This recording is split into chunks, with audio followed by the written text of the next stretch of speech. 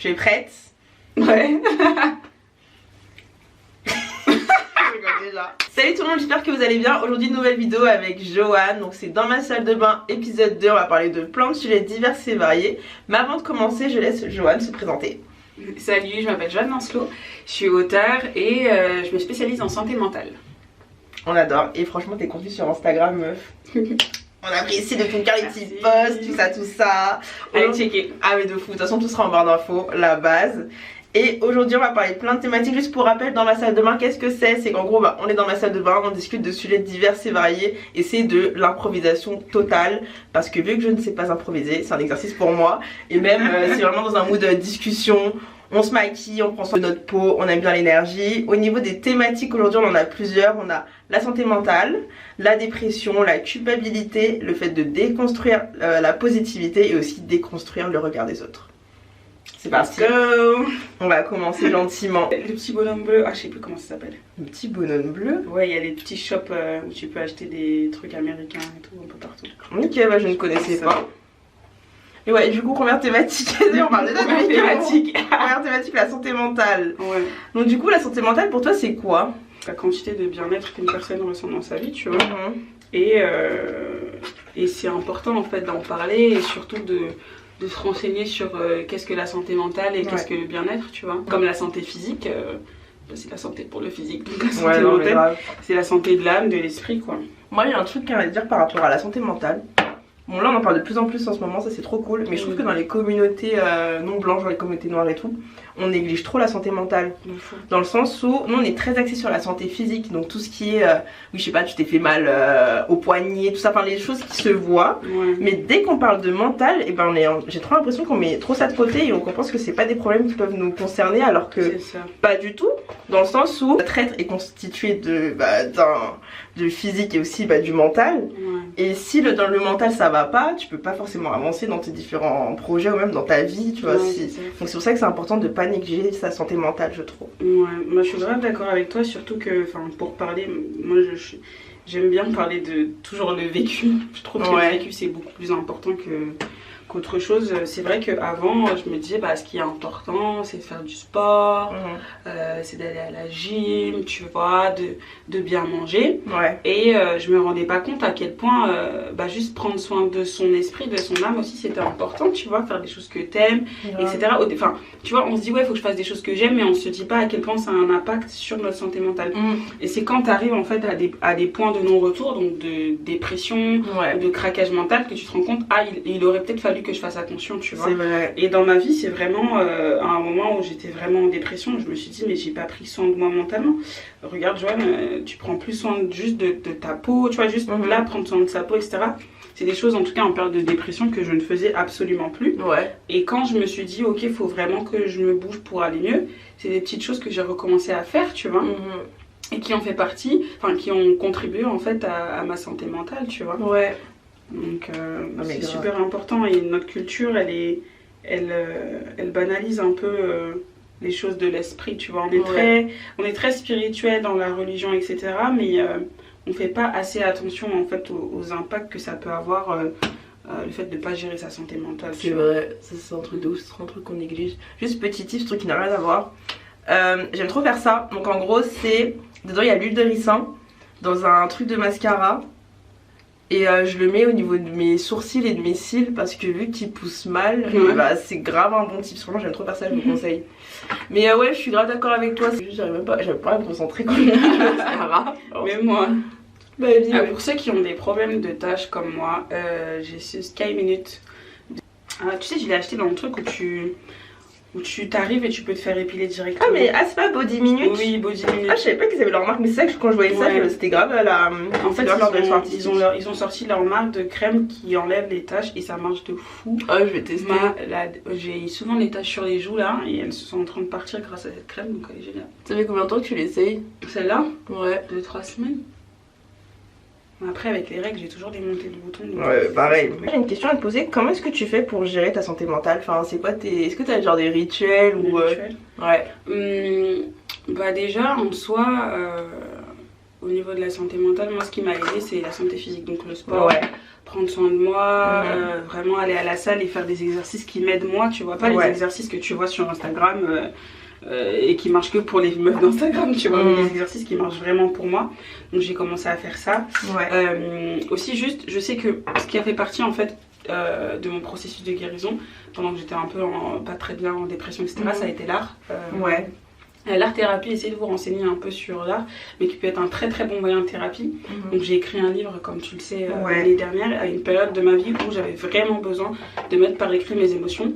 Et c'est vrai que le fait de matérialiser ses émotions, sa souffrance, etc., ça participe aussi à ta santé mentale et au fait de vraiment mettre des mots sur ce qu'il y a, matérialiser le truc et peut te dire ok, ça s'est passé, maintenant j'essaye de passer à autre chose, tu vois. Alors que des fois quand tu gardes pour toi, gardes à l'intérieur, ou tu sais, tu te parles à toi-même toute seule, ça va aller, etc., ça marche pas forcément. Faut peut-être écrire ou même juste danser, prendre des cours de danse. Je sais qu'à un moment de ma vie, je me mettais avec une petite musique dans ma chambre et je dansais juste pour exprimer les choses que mon corps avait besoin d'exprimer et ça m'a beaucoup aidé. Moi personnellement, ce que j'aime bien faire c'est du journaling, c'est écrire. Il s'est passé tout ça, ça me saoule, ou sinon j'ai cette situation là donc je la note, voilà, maintenant il faut qu'on trouve des solutions. Et même aussi le fait de poser à plat, vu que tu l'as à l'écrit, tu dis ok, c'est posé quelque part, maintenant on va essayer de trouver une solution, on va essayer de trouver des moyens pour soit régler le souci, soit pour faire en sorte d'aller mieux. Et aussi pour un autre type, je pense c'est aussi de parler autour de soi. Moi c'est un problème que j'ai personnellement, quand ça ne va pas, j'en parle à personne. Et j'essaye de régler le problème soit avec moi-même, soit avec Dieu, genre. Ou sinon, si vraiment c'est compliqué, bah là je vais commencer à parler soit avec ma soeur ou ma mère, soit avec mes potes. Mais je suis quelqu'un de très... je règle les problèmes toute seule, je parle pas de mes problèmes. Rien que aussi de parler de sa situation à quelqu'un, ça aide beaucoup. Parce qu'il y a des personnes qui ont peut-être vécu ce que toi t'es en train de vivre. Et du coup, ils peuvent te donner des tips pour que tu puisses te sentir mieux. Donc ça, c'est un truc qu'il faut vraiment pas négliger. C'est vrai que ça me parle ce que tu dis parce que, en tout cas, moi dans ma période où j'étais pas forcément bien, pareil comme toi, je voulais pas vraiment parler aux gens. Donc écrire, ça m'a beaucoup aidé. Mais à un moment, quand tu écris, t'as pas cette interaction avec le cahier. C'est-à-dire que le cahier va pas te répondre. Imagine genre t'as des réponses en dessous, genre t'as des petits trucs en astérix là. Mais parler avec... En fait, le truc dans se confier, c'est que t'as quand même une certaine humilité à avoir et c'est compliqué. Donc peut-être pas parler à tout le monde, mais parler à quelqu'un avec qui tu peux vraiment être toi-même. Voir quelqu'un qui n'est pas ta famille, parce que ce qui est compliqué par exemple si tu dis à quelqu'un de ta famille que t'es en dépression, on va te dire pourquoi t'es en dépression, tout va bien, t'as une super belle vie, regarde t'as ça, et ça peut être compliqué parce que cette personne va avoir que son avis extérieur, parce qu'elle te voit tous les jours, parce que tu souris tous les jours, etc. Donc je sais que moi ce qui m'a aidé c'est aussi parler, par exemple dans des événements où je rencontre des gens, il m'est souvent arrivé de dire ouais là par exemple je vis ça va pas. Et comme la personne vous vous connaissez pas, elle peut donner un avis très comment dire, enfin elle te donne un avis pas parce qu'elle te connaît mais un avis en gros tu sais pour moi c'est un avis objectif et pas subjectif, parce que tes proches ça sera forcément subjectif, ils te connaissent à 100%, ils vont dire mais t'as ce problème là mais pourquoi t'en de haine, alors qu'une personne extérieure elle va voir ta situation mais de loin. Du coup je pense que ça dédramatise le truc différent, aussi, tu vois. Ça dédramatise de ouf le truc parce que tu dis bah ça c'est quand même grave ce qui m'arrive, ou peut-être pas grave mais je peux m'en sortir, tu vois. Donc ça c'est important de parler de ouf. Tu passes au make-up? Ouais, on passe au make-up. Vas-y. Bon, ne m'insultez pas, j'ai acheté un anti-cerne qui est beaucoup trop clair pour ma peau, donc je fais un mélange. Je vais prévenir parce que s'il y a des make-up artistes qui vont voir mes vidéos, vont faire oula, je ne sais pas me maquiller. Ce n'est pas mon domaine. Moi, je voulais quand même dire un truc par rapport à la santé mentale, qu'il y a quand même deux différences à faire. Il y a la santé mentale et les maladies mentales, tu vois. Parce que souvent en anglais on dit mental health et mental awareness. Comment ça se dit, awareness. En fait, pour moi, ce qui est important dans la santé mentale, c'est que c'est quelque chose que tu dois gérer avant la maladie mentale. Tu vois, pas attendre d'être en pétage de câble pour te dire oh faudrait peut-être que je fasse attention à ma santé mentale. Parce que du coup quand t'as une maladie mentale c'est 4 fois plus compliqué de gérer ça, tu vois. C'est pas simplement écrire un poème ou quoi. Il y a des personnes qui ont des vraies maladies mentales comme par exemple la bipolarité ou etc. C'est beaucoup plus compliqué de donner un conseil sans avis médical, tu vois. C'est pour ça que c'est hyper important. Aujourd'hui on voit dans cette société, en tout cas dans la culture urbaine, je sais pas si c'est comme ça qu'on dit, mais que tu as beaucoup de stars en fait qui commencent à s'éveiller et à parler de la santé mentale, comme Selena Gomez, Justin Bieber. Il y a Bella Hadid aussi. Bella Hadid justement. J'ai vu son post où elle était en pleurs là, où elle disait que ça n'allait pas. il y a beaucoup plus de stars qui en parlent parce qu'aujourd'hui on n'en parlait pas assez en fait de comment ça ne va pas dans la vie des gens, de comment tu peux être en dépression. Ces stars où on pense qu'elles sont super heureuses, en fait non, elles disent aussi qu'il y a des moments où ça ne va pas du tout. Et l'idée c'est de ne pas être en total breakdown comme Kanye West qui pour lui m'inspire de fou mais me fait aussi beaucoup de peine. C'est que lui est arrivé à un moment de sa vie où le craquage, c'était un craquage public, tu vois. Et c'est ça qu'on voudrait pas, et c'est pour ça que c'est important de parler de santé mentale, de prendre soin de soi et de pas banaliser ces choses-là, tu vois. C'est vrai. C'est pas la santé mentale, c'est pas quelque chose pour les blancs, comme certains de la communauté pourraient dire. Tu vois. Ça je confirme. C'est comme ce qu'on disait au début, ça constitue tellement notre être et c'est tellement important pour pouvoir avancer dans notre vie. Si à l'intérieur ça va pas, tu vas rester à tout jamais dans ton statu quo parce que tu seras dans le mal. Donc c'est important de faire des introspections, pardon, et de trouver des moyens pour essayer d'avoir la santé la plus healthy possible entre guillemets quoi. Même si on sait que ça c'est un truc aussi qu'il faut se dire, c'est que ça sera jamais tout le temps constant et ça ira jamais tout le temps bien. Et bon en vrai on divague sur les autres thématiques mais je pense que ça va être très... je pense qu'on va divaguer, on va pas mettre de thématiques comme ça. Allons-y. Parce que tu parlais des stars, du fait qu'elles se montrent plus au naturel, qu'elles montrent plus leurs facettes quand ça va pas. C'est vraiment un petit disclaimer que je vais faire dans le sens où sur les réseaux sociaux on montre ce qu'on a envie de montrer. Il y en a ils vont montrer que le côté où tout va bien, tout est rose. Il y en a ils vont montrer les deux côtés. Il y en a ils vont plus mettre en avant une facette que d'autres. Bref, chacun fait ce qu'il veut. Mais c'est important de se dire qu'on est tous des êtres humains. On passe tous par des moments de galère. C'est juste qu'il y en a qui le montrent pas parce qu'ils ont pas envie, soit parce qu'ils ont pas envie, soit parce que vu que c'est tellement hardcore ils préfèrent gérer ça en privé, ce que je comprends. En fait il y a des moments où on va pas s'amuser à tout le temps partager notre vie à 100% sur les réseaux. Il y a peut-être des choses que tu veux garder pour toi, donc je le comprends. Mais c'est important de se dire que les gens ne vivent pas une vie 100% goal du lundi au vendredi de minuit à minuit, 7 jours sur 7 toute l'année. Non, il y a des moments où ça va pas. Et c'est pour ça que, parce que je connais plein de gens qui me disent non mais regarde elle, ça se voit qu'elle a une vie parfaite, non mais regarde lui, ça se voit que tout va très bien, on sait pas. Tu vois juste une photo, tu vois juste une vidéo de 15 secondes, tu vois pas ce qui se passe derrière, tu sais pas ce qu'il a fait avant ou après la vidéo ou avant ou après le post. Donc c'est important aussi de bien prendre en compte ce point je trouve, parce qu'on néglige beaucoup trop. Cette phrase du on sait pas, elle résonne vraiment, tu vois, parce que en fait Instagram c'est une stratégie, tu vois. Instagram c'est une stratégie de communication. Instagram c'est aussi fait pour qu'il y ait des fans et des admirés, tu vois.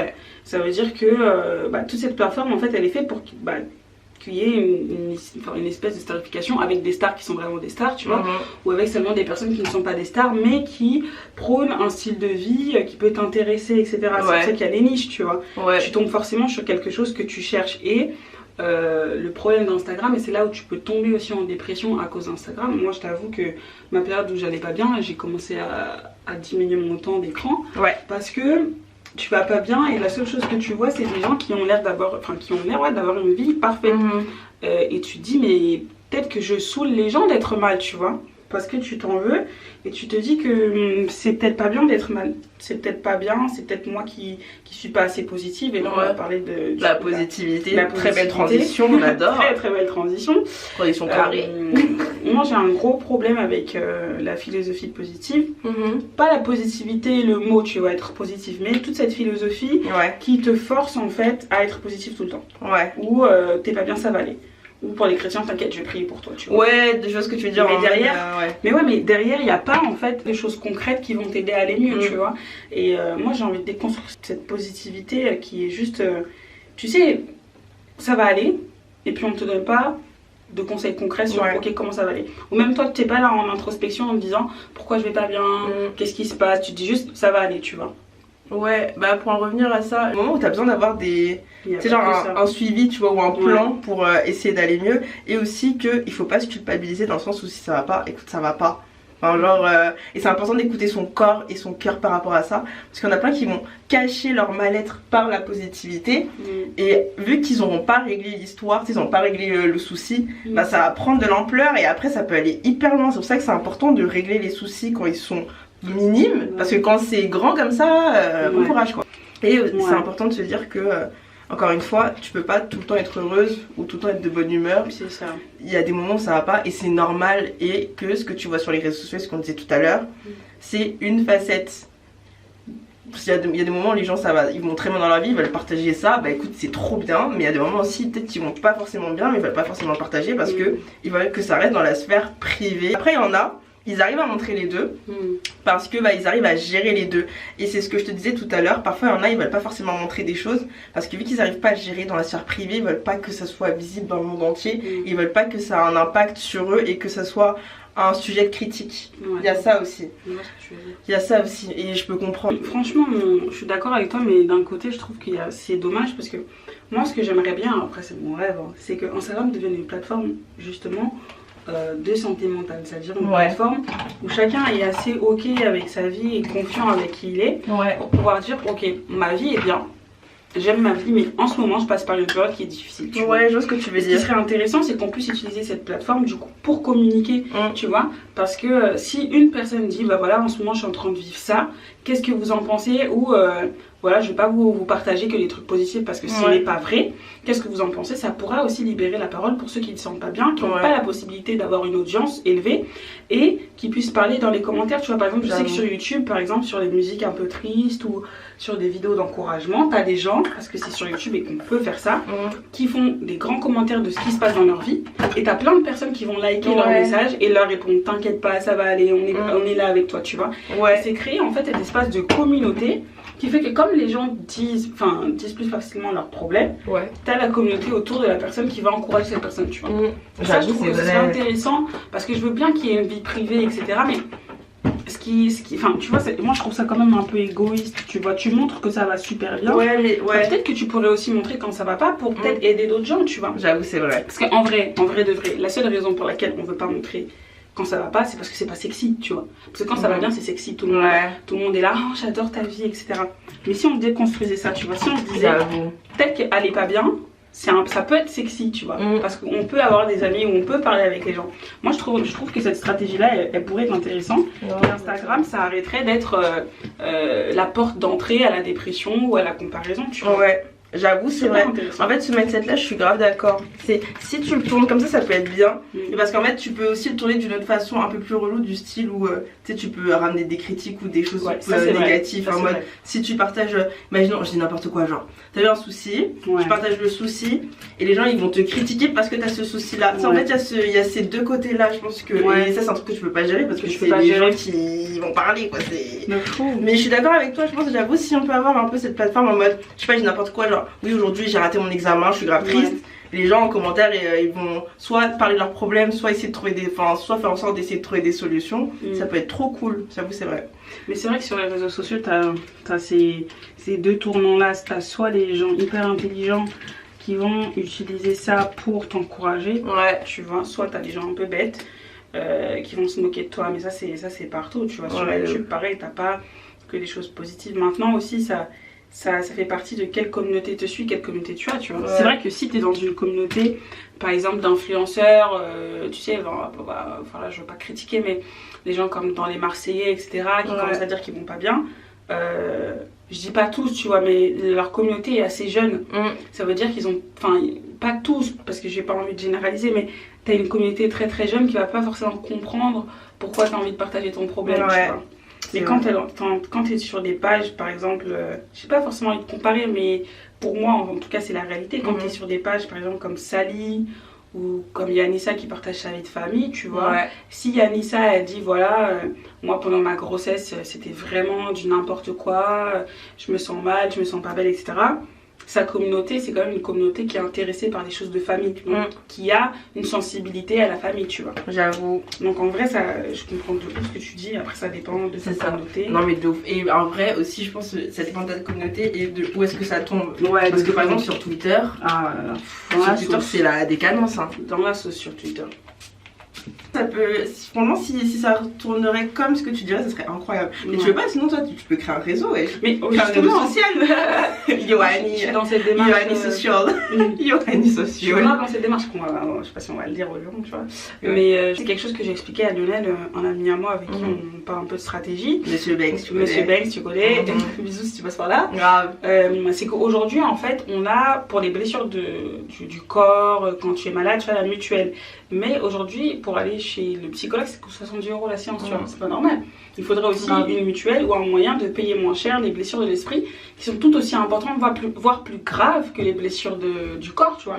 Sachant que, moi, il y a un auteur que j'aime de fou, qui s'appelle Freud. Ouais. Dans ses 5 leçons de psychanalyse, il explique qu'en fait, que les malades mentaux, leurs blessures qui sont physiques, parce que tu en as certains par exemple qui marchent plus, ou les bipolaires, etc., elles viennent pas du fait qu'ils sont tombés une fois quand ils étaient petits, etc. Tu vois.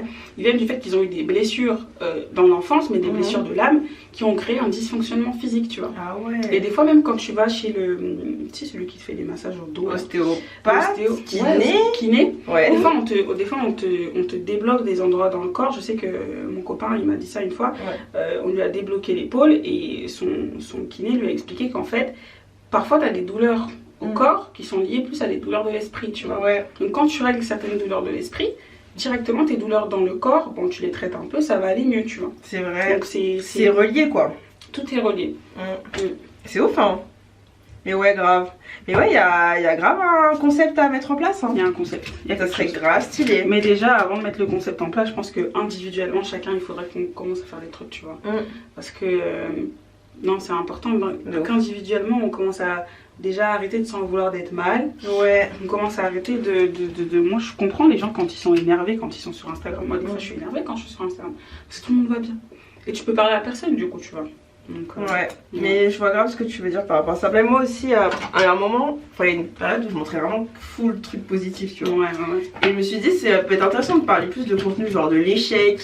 Même l'échec, en fait, on parlait beaucoup de l'échec dans le domaine du business, c'est grave tendance. En mode, c'est un échec dans le business et tout. Mais on parlait pas beaucoup de l'échec personnel. Et du coup, c'est pour ça que j'ai commencé à faire des vidéos aussi dans cette thématique-là. Parce que c'est des choses qui arrivent quoi, enfin, tu vois, genre c'est quelque chose de totalement banal. Donc c'est important d'en parler et aussi enfin moi j'aime trop des témoignages par rapport à ces sujets-là. Par rapport à l'échec. Ouais, par rapport à motiver. Parce que quand tu tombes, tu sais, quand t'es face à l'échec, vu que t'es plus bactère, t'as l'impression que tu peux plus rien faire, enfin tu sais, en mode t'as bossé, t'as fait ce que t'avais à faire et t'es là, tu échoues. Pourquoi avancer? Donc c'est pour ça que c'est intéressant d'avoir des témoignages de gens qui ont ces problèmes-là. Et qui trouvent qui nous montrent un peu eux leurs solutions pour pouvoir se sentir mieux, que ce soit dans le domaine business ou hors business, dans le domaine personnel. Mais ouais, je trouve que c'est important aussi de partager tout ça pour qu'on puisse s'élever. Et je me dis que Internet, moi je trouve ça plutôt génial. Après il y a quand même une partie qui est pas dingue, mais il faut faire en sorte d'utiliser Internet mais le plus intelligemment possible en fait. Et il faut moi je trouve qu'on est tous des influenceurs. Enfin si t'as un compte sur Instagram, même si t'as 2 abonnés, t'es un influenceur. Moi je suis vraiment dans ce mindset là. En fait tout ce que tu fais, tu vas forcément influencer ton entourage et ton environnement. C'est pour ça que c'est important de faire attention à ce que tu partages, ce que tu fais, et aussi d'essayer d'apporter de la valeur ajoutée aux autres. Moi je trouve ça, je trouve que c'est très très important ce point là. Mais ouais. Dans ce que tu dis, j'aime bien l'idée du témoignage, tu vois. Ça rentre aussi dans comment être bien mentalement. L'idée d'aller chercher des personnes qui ont vécu des choses, tu vois. Moi, c'est quelque chose qui me touche le plus et c'est ça que j'ai envie de partager au travers de mes posts Instagram ou quoi. C'est, je suis pas médecin, je suis pas psychologue, mais j'ai une expérience qui fait que je peux apporter un avis sur le sujet, tu vois. Et c'est ça qui te rend 3 fois plus en fait crédible quand tu vas dire à une personne, comme l'échec, les vidéos que tu regardes, c'est sûrement des gens qui disent j'ai vécu ça, voilà comment je m'en suis sortie et c'est pas si grave, tu vois. Et je pense que le témoignage, ça permet de dire aux gens quand ils sont au bout de leur vie, t'inquiète, ta situation, je suis passée par là, c'est pas si grave, je suis toujours en vie, ça va aller, tu vois. Et c'est ça, et c'est là où l'idée des réseaux sociaux et transformer la stratégie d'Instagram est importante parce que si tout le monde te dit ouais voilà, moi j'ai vécu ça à ce moment-là, voilà ma grossesse je l'ai vécu comme ça, voilà mon divorce je l'ai vécu comme ça peut aider les gens, tu vois, plutôt que de voir toujours des gens happy, on sait pas ce qu'ils ont vécu dans leur vie, on sait pas ce qu'ils ont traversé, tu vois, et ça fait des gens plats en fait. Et moi ce que je déteste sur Instagram, c'est le fait que t'es des vitrines, tu vois. Et tu dois lécher telle vitrine à chaque fois, tu vois. C'est vrai, ça qui est dommage. Donc utilisons les réseaux sociaux à bon escient. On peut repartir sur des petits tips pour tout ce qui est en lien avec la dépression, santé mentale, même si tu en as déjà dit au début, je trouve. Des petits conseils que je pourrais donner, c'est déjà faut pas banaliser la thérapie. Moi j'y suis allée une fois, ça m'a pas du tout plu, mais au moins j'y suis allée. En fait faut pas aller en thérapie une fois que ça va pas du tout. Je pense que c'est important que chaque personne, même si aujourd'hui tu vis ta best life, c'est super important d'aller en thérapie parce que en thérapie peut-être que tu vas te rendre compte qu'il y a des choses de l'enfance qui ont été refoulées. Maintenant si la thérapie ça marche pas pour toi, tu peux essayer, comme on a dit tout à l'heure, l'art thérapie. Prendre des cours de danse, ça se trouve ça peut t'aider à aller bien, à te décomplexifier de certaines choses. On parlait des gens qui n'ont pas confiance en eux. Peut-être que tu as besoin d'aller faire une activité artistique ou une activité physique qui te met en confiance avec ton corps, tu vois. Parce qu'il y a des racines aussi dans ça, des gens qui ont peur de faire des projets ou etc. Peut-être que tu as juste besoin de te réconcilier avec ton corps, tu vois. Donc ça je pense c'est important. C'est vrai, et moi personnellement pour moi mes tips de mon côté c'est vraiment le sport, pour être honnête. Parce que ça me permet de me défouler, j'ai l'impression d'extérioriser un peu tout ce qui va pas en faisant du sport. Si pour ajouter d'autres points pour ces différentes thématiques là, c'est le fait de prendre du recul sur ce qu'on voit et sur nos environnements. On sait que des fois on va trop être amené à faire des raccourcis rapides en mode elle a fait une story où elle était dans une piscine, elle était bien, se dire que sa vie va bien, se dire que tout est parfait pour elle. Non. C'est d'arrêter de faire des raccourcis. Aussi de se dire que on est tous des êtres humains, donc on passe tous par des moments plus ou moins difficiles. Il y en a qui arrivent à en parler beaucoup plus facilement comme ça, en mode ils font des stories en mode aujourd'hui ça va pas, il s'est passé ça, ça.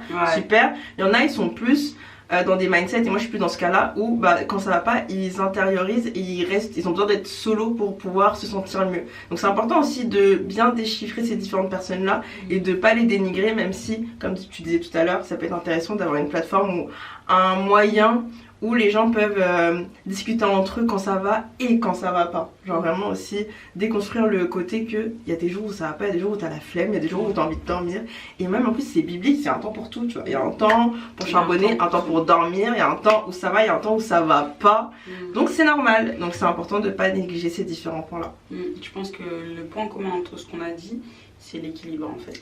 C'est trouver l'équilibre, se positionner dans l'équilibre. Parce que c'est bien beau de dire l'équilibre, il faut se positionner dans l'équilibre, accepter que des fois c'est ok.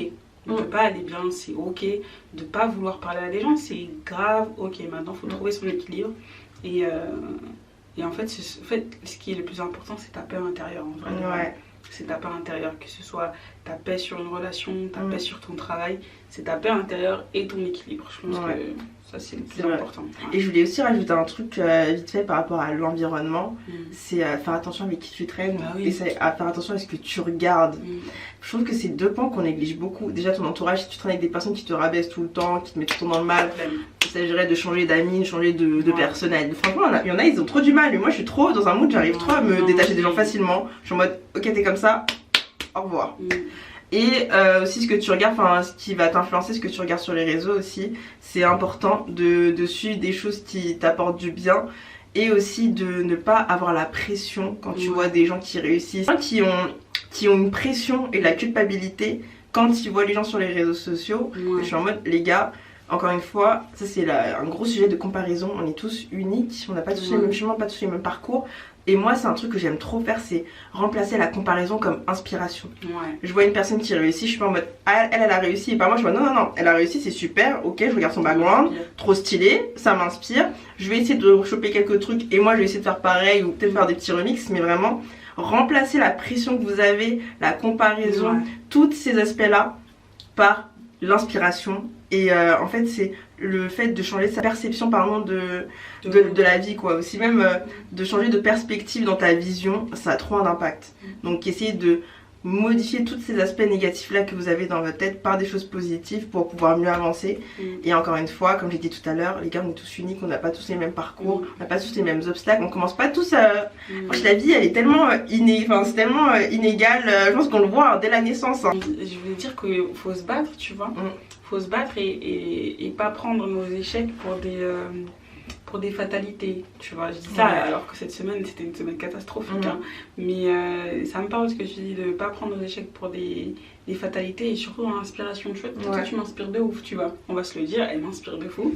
Et c'est vrai que des fois, devant les personnes inspirantes, tu peux être là, ah mais attends, mais est-ce que moi aussi je suis aussi bien, etc. Et tout de suite tu dis, mais non, genre pourquoi il t'inspire? Parce que là ce que tu as dit c'est clairement ce que j'ai fait, genre pourquoi il t'inspire? Et moi te connaissant, genre la manière dont tu travailles, ça me motive. Je me rappelle une fois tu as fait un post qui parlait du sport, etc. Et je me suis levée le lendemain, je suis allée faire du sport. J'adore. Et c'est ça, genre mettre en pratique la santé mentale, mettre en pratique la positivité, mais tu sais la positivité constructive, tu vois. On te donne un conseil, parce que souvent tu dis pour aller, tu disais levez-vous plus tôt, vous allez voir ça va marcher, tu vois. Moi je me disais vas-y, il faut le faire. Mais c'est dur de le faire en soi, tu vois. Il faut mettre une action derrière le truc positif que tu dis, tu vois. Donc ça c'est important, et même en tant que femme noire, mais femme tout court, avoir des personnes qui nous inspirent, des personnes qui nous font nous sentir bien, c'est super important, tu vois. On en parlait tout à l'heure, quand tu es avec une femme, soit elle a confiance en elle. Excusez-moi. Quand tu es avec une femme... oui.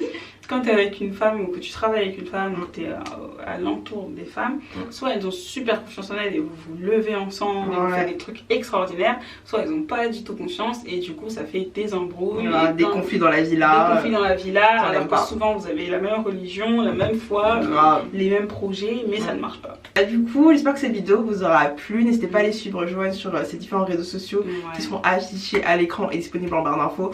Donc cette meuf elle fait tellement de trucs. C'est un bagage là. Attends, j'ai ton livre. Ah oui. J'ai ton livre. Achetez mon livre. Thérapie des sentiments amoureux. Voilà. Je le sais, j'ai vu la pub. Ouf. N'hésitez pas si vous êtes super mal au niveau de vos émotions. Je vous ai fait un petit recueil de poèmes qui va vous aider à aller mieux. Et je vous ai parlé de mon vécu et peut-être que vous pourrez vous reconnaître. Du coup, n'hésitez pas à suivre Joanne sur ses différents réseaux sociaux, d'acheter son livre qui sera disponible en barre d'infos aussi. Et pareil, n'hésitez pas si vous avez des questions, des avis, si vous voulez qu'on continue à discuter en commentaire, on est là. Et on se dit à la prochaine. Et surtout, s'il y a des gens qui vont pas bien et qui regardent cette vidéo, DM-moi sur Insta. DM-moi sur Insta parce qu'il y a des choses qui arrivent. On va mettre en place des plateformes pour vous écouter et pour vous faire, pour que vous alliez en thérapie moins cher. Voilà. On adore. N'hésitez pas. J'adore. Bon bah, salut. Good, hein. Des bisous.